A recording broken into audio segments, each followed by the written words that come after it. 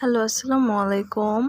আজকে ভাবছিলাম যে কেক বানাবো, আর কেক বানানোর বাসায় কিছু ছিল না, তাই জন্য একটু বাইরে গিয়েছিলাম যে যেটা প্রয়োজন ছিল ওইটা কিনে নিয়ে আসছি।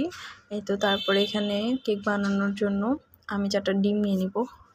ডিমগুলোকে ফেটিয়ে নেওয়ার জন্য যে গুটিনিটা থাকে ওইটা আমার বাসায় ছিল না, তাই জন্য আমি একটা চামচ দিয়ে গুটে নিলাম।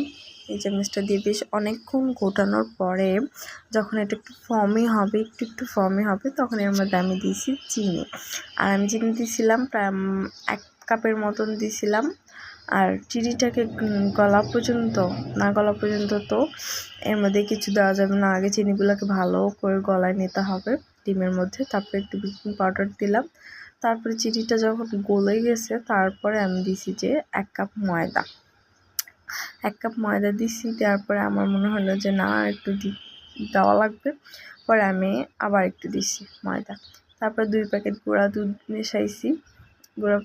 গুঁড়া দুধ মেশানোর পর আমি কোকো পাউডার দিতেই ভুলে গেছিলাম, দেন অল্প একটু কোকো পাউডার মিশাই দিয়েছিলাম এর সাথে। কোকো পাউডারটা এই যে এতটুকু মিশাই দিছি।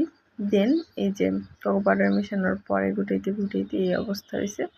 তারপরে এরকম ঠিক হয়ে গেলে আমি আমার মোল্ডের মধ্যে ঢেলে ফেললাম। আমি এখানে লাস্ট থেকে বালু নিয়ে আসছিলাম, আর বালুটা আমি হিট করতে এখানে দিয়ে দিচ্ছি।